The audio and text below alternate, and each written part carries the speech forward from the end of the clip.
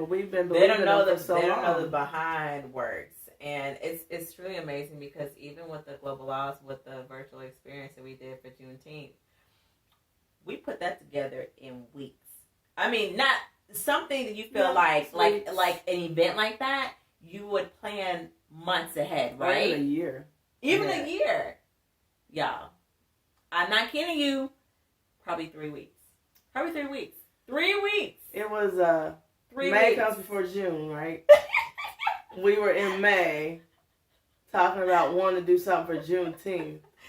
And I'm at home in Tennessee. It was like a month away. Yeah, it was probably right at, or maybe a little less. Just before Memorial Day. Yeah. We were like, so you want to do something for Juneteenth? Let's see what Juneteenth is. Google, when's Juneteenth? June 19th. Oh, that's like 3 or 4 weeks from now.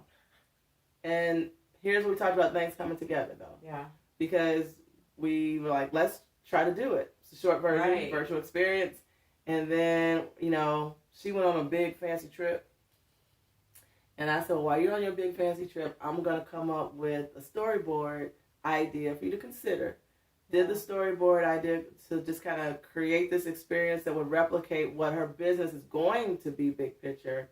And that ignited what I was always interested in doing, and then being able to illuminate what she wanted to show off. Help me to express, because like I have the vision here, but it's different when you're having to express that to everyone else, and that's what I'm learning. Mm-hmm. It's a learning process. You have to find the right people that are in tune where you are in your life that can express that.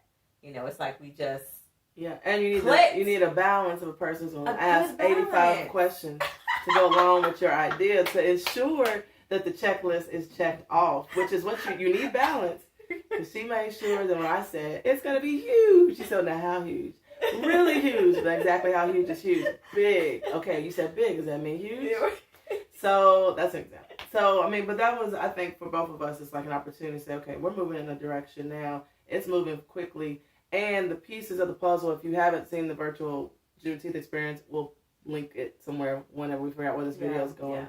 Yeah. But you'll see that the quality of the talent that was in that experience, Antoine Parrish, Tatiana Wells, and Destin Dance Company, and the venue of Roots 101 African American. Beautiful venue if you haven't seen it. Downtown. Everything was quality. And there was nothing that was a part of that experience that was cheap, disingenuous, or just to fill a spot. Everyone served a purpose. And so, just kind of getting to where we are now, it's just like, the scariest thing for me, I guess, was for the year so far has been pushing forward and not stopping. Like, the scariest thing for me is every time I said I was going to do something for you, I knew I had to be accountable to that thing. Right. And it was so easy because we're still in that pandemic quarantine mindset a little bit too. You get relaxed and comfortable. Oh, man.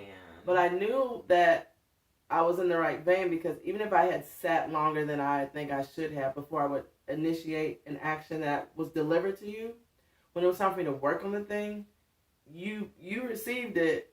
It looked like I worked on it for a week or 2 weeks, but just like this was 4-week plan, I was able to knock it out quickly. Now I don't expect moving forward to do everything quick and on the last minute. Right. But I think it was just a way for God at least to show us that if I'm in it, it's going to get done. And then you're going to learn to adjust your behavior to do it sooner, better, with more thought. But I think I really feel like it came through because it was meant to be to continue to get us where we are right now. Yeah. Oh yeah, absolutely.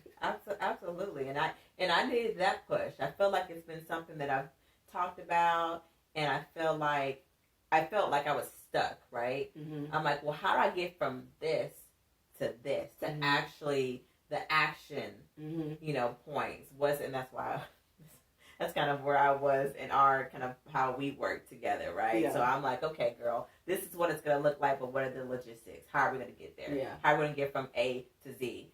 And that's just how my mind works. Mm-hmm. And then she was the creative side, like visually, like she did the scripts, she did the directing.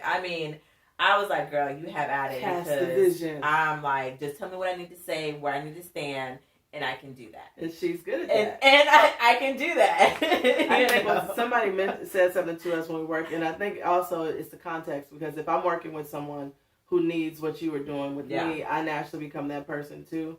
So I think that was also helpful. And I think that's it. Like we talked about, like I don't get to use that creative side as much because I'm usually using that logistical side of my brain, of my Leo-ness, of my business management degree-ish person. Yeah. That's how your brain works. But also being able to use the creative side, the people side, making connections and bring people together.